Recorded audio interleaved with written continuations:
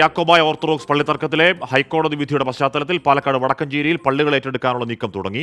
പള്ളിത്തർക്കത്തിൽ orthodox വിഭാഗത്തിന് അനുകൂലമായിരുന്നു കോടതി വിധി. ഇരു വിഭാഗങ്ങളുമായി തഹസിൽദാർ നടത്തിയ ചർച്ചയെ തുടർന്ന് പ്രതിഷേധം താൽക്കാലികമായി അവസാനിപ്പിച്ചു.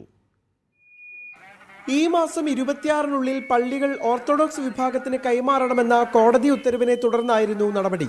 വടക്കഞ്ചേരി മേഖലയിൽ മംഗലം ഡാം, ചെറുകുന്നം, എരുക്കുംചിറ പള്ളികൾ ഏറ്റെടുക്കുന്നതിന് മുന്നോടിയായി വൻ പോലീസ് സംഘത്തെയാണ് പള്ളികളിൽ നിയോഗിച്ചത്. രാവിലെ ഓർത്തഡോക്സ് വിഭാഗം പള്ളിയിൽ പ്രവേശിക്കാനെത്തിയതോടെ പ്രതിഷേധം ശക്തമായി.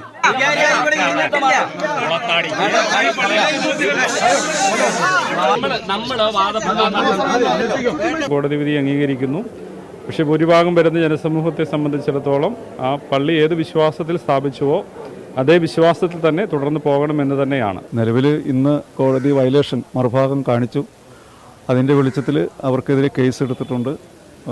അതിന് നിയമ നടപടികളുമായിട്ട് മുന്നോട്ട് പോകുമെന്ന് തഹസിൽദാർ ടി ജയശ്രീ ഇരുവിഭാഗവുമായി ചർച്ച നടത്തി. തുടർന്നാണ് പ്രതിഷേധക്കാർ പിരിഞ്ഞുപോയത്. അവർ തടഞ്ഞ ആളുകളുടെ പേരിൽ FIR ഇട്ടുകൊണ്ട് കേസ് ഫയൽ ചെയ്യാൻ പോവാണ്.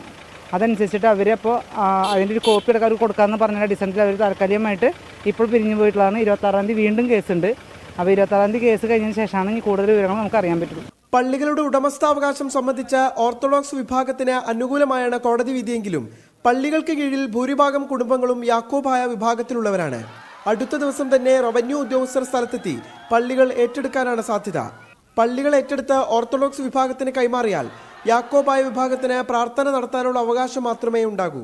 24 പാലക്കാട്.